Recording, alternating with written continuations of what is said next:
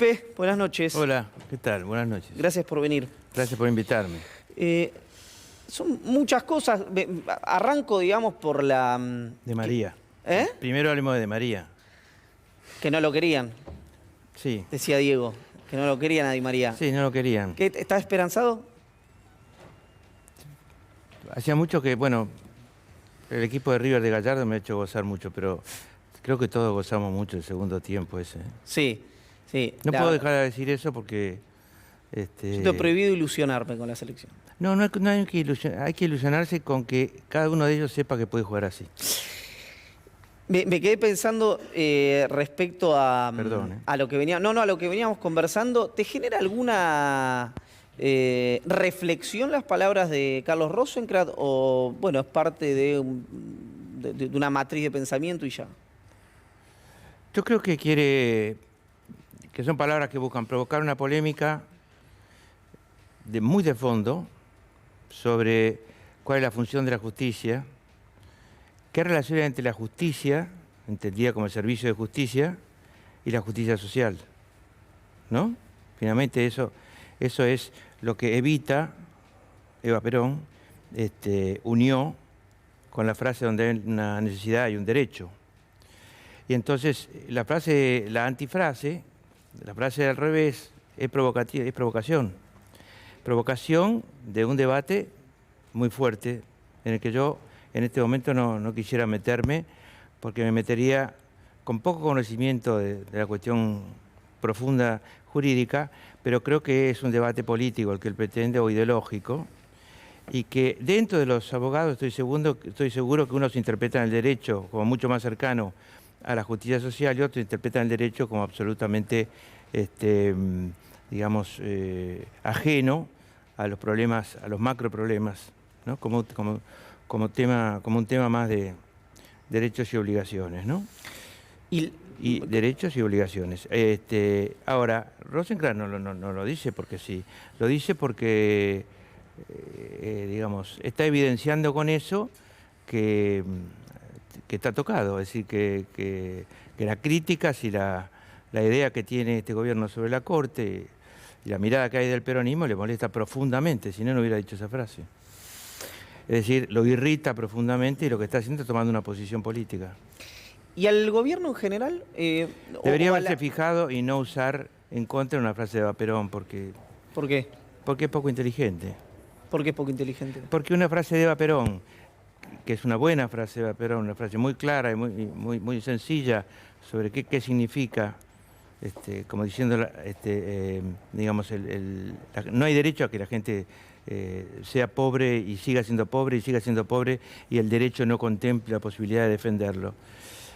Eso quiso decir Eva Perón en un análisis muy superficial, rápido mío, pero el tipo usa una frase contra la frase de Eva Perón. Claro. No me parece muy inteligente. Te preguntaba cómo es, no tanto al gobierno en tema de gestión, aunque también te convido, pero sino la situación política que supongo que habrás visto y estarás al tanto de lo que está pasando, por lo menos en orden público.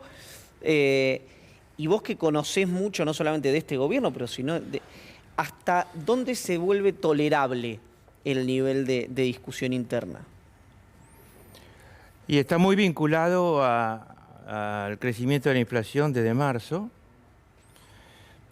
Ahora ya se vincula mucho digamos, la disociación que hay en el gobierno con la incapacidad política del gobierno de hacer algo más fuerte sobre la inflación. Yo creo que hay una relación. Hay una relación en la que disminuyen los poderes de los dos disociados, digamos, ¿no? Y que eso dificulta la acción del presidente. Pero también es cierto que eso apareció por la inacción del presidente. ¿No respecto al tema inflacionario. Respecto a varios temas, entre ellos el tema inflacionario, que impacta mucho más sobre la gente que el acuerdo con el fondo, porque el acuerdo con el fondo, al que algunos acusan con cierta razón de ser inflacionario per se, por lo que implica, porque implica no poder atrasar el dólar, no poder anclar el dólar, de tarifas, ¿no es cierto? Implica aumento de tarifas, aumento de servicios, ¿no es cierto? Y además restringe la monetización, restringe los aportes del Banco Central financiando al Tesoro, con lo cual restringe el gasto, con lo cual achica la economía también, ¿no es cierto? Yo creo que, digamos, el tema que a mí me parece central ahí es el tema de la inflación, más que la firma del acuerdo con el fondo. Porque la firma del acuerdo con el fondo se debió decir por cadena qué significaba no firmar con el fondo. Perdón, cuando decís incapacidad política para bajar la inflación, ¿vos responsabilizás a la discusión política por el tema inflacionario o crees que es un tema de la gestión económica? No, creo que es un tema argentino, profundizado en la gestión económica digamos, vinculado también a la debilidad de reservas que tenemos y a la falta de moneda que tenemos, que a su vez es todo siempre se dijo multicausal, bueno. Y después está la sana costumbre de remarcar, entre comillas, que es todo aquel que tiene un cierto mercado cautivo remarca. Y hay muchos mercados cautivos en Argentina, ¿eh? Muchos más de lo que parecen. Incluso prepagas, servicios la plataforma de televisión, etcétera, te convierten en un mercado cautivo. También. Imagínate en la pandemia, por ejemplo, que la gente no podía salir ni moverse. La comida es un mercado cautivo.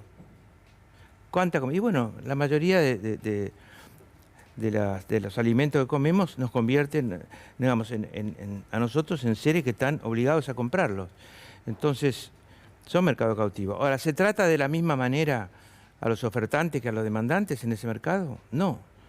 Unos son cautivos y los otros tienen nombre y apellido, remarcan, pero siempre se habla de la inflación. Pero viste que los analistas económicos, muchos de los cuales viven porque les pagan los bancos, nunca hacen nombres y apellidos sobre la inflación. Nunca toman un sector. Y dicen, a ver, sigamos este sector. Expliquemos este sector.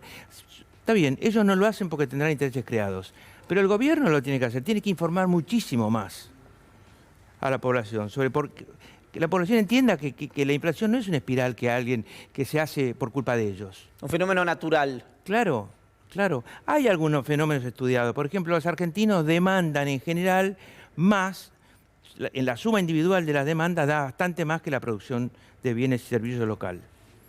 Pero, canudo, eso es un estudio académico. Pero la mayoría de los argentinos no tienen la capacidad de remarcar.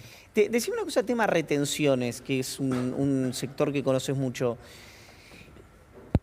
La cosa de, nos parece una buena herramienta, pero no podemos en el Congreso. Después lo escucho a Agis que dice, o te peleas con algunos productores agropecuarios, o te peleas con los 44 millones de argentinos que tienen que comer. ¿Cuál es tu posición respecto a eso? En primer lugar, ¿cuál es el criterio? Si el criterio es los márgenes de la agricultura son muy altos, pongamos más retenciones, bueno, ese es un criterio. Yo creo que los márgenes de agricultura son muy altos con estos precios en casi todos los productos. Pero la soja está casi en su punto máximo, 650, no llega a 650 en Chicago, pero dólares por tonelada, ¿no? Pero el trigo, nunca jamás tuvo el trigo este precio. Para que tengas una idea, en el año 90, que hubo desacuerdo en la discusión del GATT sobre los subsidios a las exportaciones en el mundo, etcétera. Cuando yo volví de esa discusión en Ginebra y en Bruselas, en diciembre dije, el trigo va a bajar, vendan el trigo que se cosecha en diciembre, noviembre, diciembre, enero, según de norte a sur. Vendan el trigo porque va a bajar. ¿Sabes cuánto valía? $90. ¿Sabes cuánto vale ahora? 400 y pico. Son otros dólares, sí. Son dólares que valen menos, pero... Entonces, todo ese tema de retenciones, enfocarlo en el trigo. ¿Por qué? Porque del trigo viene la harina, los fideos, Entonces, ¿te parece una herramienta, etcétera? Otra cosa, si le vas a bajar 3 puntos, si le vas a subir 3 puntos o no a las retenciones de trigo, no vas a solucionar el problema del precio del pan. ¿Por qué? Porque es muy poco lo que va a cambiar el precio del trigo y es muy poco lo que va a cambiar el precio del pan. 3 puntos sobre 12 que tiene. Se va de 12 a 15, si no recuerdo mal. Si yo te cobro el 12% de retenciones o el 15% de retenciones, a vos que vendés te molesta, pero a mí panadero no me afecta tanto. ¿Eso implica que crees que la herramienta debería ser otra o que el aumento de retenciones debería ser mayor? El 25%, ¿no? 3 sobre 12. No, yo digo que es una herramienta y que el problema del trigo meritúa claramente que haya una mesa urgente, que no se hizo, del gobierno con los productores de trigo y con los productores que no están agrupados por... Hay una cadena de trigo, pero diciéndole, pasa esto, ensayemos soluciones donde todos ponen. El gobierno, el Estado, mejor dicho, y los productores, todos ponen. ¿Por qué? Porque lo que hay que hacer es un acuerdo de largo plazo. Si algún día es al revés, acudamos a favor de los productores, ¿no? Y si hoy pueden ayudar al Estado, y de esa manera ayudar a bajar los precios de la harina y los precios del pan, pues entonces establecer una relación de largo plazo. Me hiciste acordar una conversación que tuvo un empresario con Guzmán, en el que le dijo, usted es renta inesperada, y cuando nosotros tenemos pérdidas inesperadas, y el ministro le dijo, bueno, nosotros pusimos el ATP y el RE, pero que el sector privado no lo había notado como una ayuda. Pablo Ibáñez. Sí, Solá, lo vuelvo un poco al tema del funcionamiento del gobierno y cuánto impacta esta relación tumultuosa que está dentro del Frente de Todos. Hubo declaraciones suyas respecto a Guzmán, no sé si está correcta la transcripción, pero usted planteaba que era como una isla, que era más comentarista que actor ante la situación económica. ¿Ve que el gobierno, usted que lo conoció la dinámica interna, formó parte del primer momento del gabinete de Alberto Fernández, le cuesta reaccionar? Hay una crítica como que tiene cierta inacción. ¿Lo ve timorato en cuestiones donde la crisis está muy clara y que por ahí le falta reacción o intervención o jugar un poco más a fondo? Yo creo que el ministro Guzmán habla con sectores, sin duda, de un lado, del otro, etcétera, se lo ve casi, en una época hizo un rush por los canales y las radios, etcétera, cuando estaba más atacado internamente. Lo que no es un ministro capaz de explicar un programa económico en televisión en un programa en cadena. En cadena explicándole a los argentinos lo que están viviendo y lo que les pasa y por qué les pasa y qué puede hacer él. ¿Porque no hay plan? O porque no lo deja el presidente. Porque estamos acostumbrados a oír ministros que explican algo. No digo que eso vaya a arreglar el asunto, pero acá hay una falla en la información, una falla en no llamar a la gente que sufre cada día más la inflación, no llamarla, y la cadena es una manera de llamarla, a informarse y para que el día de mañana también apoyen. No abrir el juego, sino cerrarlo cada vez más. Abrir el juego para buscar socios en la lucha contra la inflación. Y si me voy a entrevistar con los productores de trigo y con los molinos harineros que ya han comprado mucho trigo, pues entonces los siento y los muestro. Y se los muestro a la gente y hago que la discusión sea cuasi pública. Cuasi pública. Los temas en el tapete. En televisión se viven hablando de estupideces, de si fulanita se peleó con menganito, si se divorció, qué le dijo fulano. Uno agarra la prensa y lo llenan de información estúpida, de rumores del ambiente artístico, pseudoartístico.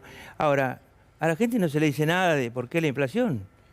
Se le habla en términos muy de economista académico, es multicausal, etcétera.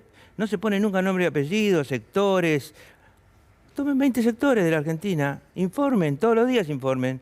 Todos los días hagan una cadena sobre la inflación. E informen, muevan a la gente. No mueven a la gente. ¿Y por qué pasa eso? Porque se cree todavía en que se puede gobernar desde un lugar sin contar con que la gente que se ha mostrado en contra en general de este gobierno en las últimas elecciones, etcétera, y he sido parte de eso. Yo también perdí las elecciones por lo menos las PASO, yo era canciller de un gobierno que perdió, por lo tanto no me voy a sacar el sayo.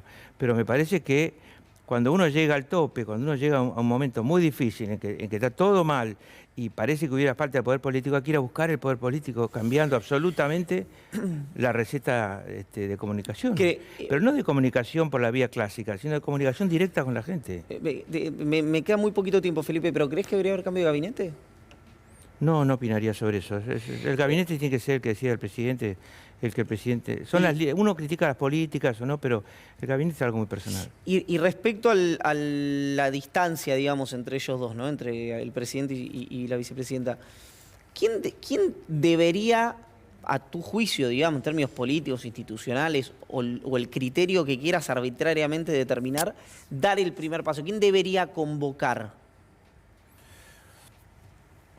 Es difícil contestar esa pregunta. Hay que retroceder en la historia y pensar, el presidente Fernández, primero es el presidente de la República, y en la Argentina eso es mucho. Segundo, fue designado por la jefa de un movimiento. Por lo tanto, de los dos lados hay tironeos. Yo creo que el presidente es el principal responsable de lo bueno y de lo malo frente a las personas y por lo tanto toda iniciativa debe ser tomada por él. Quien más responsabilidades tiene está más libre para tomar iniciativas, para decirlo de esa manera, porque si no me metería en una relación que no conozco bien. No, a fondo no conozco bien y que no me parece interesante hablar de ella en ese sentido, hablar de esa relación. Pero es importante porque yo repito, la inflación no es culpa de la disociación, pero el combate contra la inflación sí necesita una sola dirección y es difícil. Es muy difícil. Cuanto más difícil es, más juntos hay que estar. Vos la última, vos que lo viviste de adentro esto, que lo viste, ¿ves sutura o crees que las diferencias van a expandirse? No tengo una respuesta, pero creo que la llegada de definiciones sobre las elecciones que vienen va a hacer que todos pensemos en términos no de elegir a quién, sino de optar. Finalmente, un balotaje, optar. A o B. Y si pensás de esa manera, empezás a disolver algunos problemas, ¿no es cierto? Si sabés que finalmente va a haber un día en que los argentinos vamos a optar entre A o B, suponiendo que haya un balotaje entre peronismo y todo lo que pueda aliarse con él y Cambiemos, suponiendo ese balotaje, es bueno anticipar que va a estar frente a esa disyuntiva y tomar decisiones en función de ese día que viene, ¿no? Pero vos hoy lo ves vigente, por ejemplo, a Macri como candidato a presidente. No, yo creo que... No, yo no creo que los mejores candidatos sean los que ya fueron. Lo que sí creo que si vos en la calle le preguntás a alguien que no tiene por qué estar muy informado quién es el jefe de la oposición, seguramente dirá Macri. Sí, claro. Seguramente. Y si le preguntás quién es el jefe político del peronismo, seguramente dirá Cristina. Por lo tanto, ningún candidato de un lado o del otro pueden estar disociados de Macri o de Cristina. Eso sí creo. En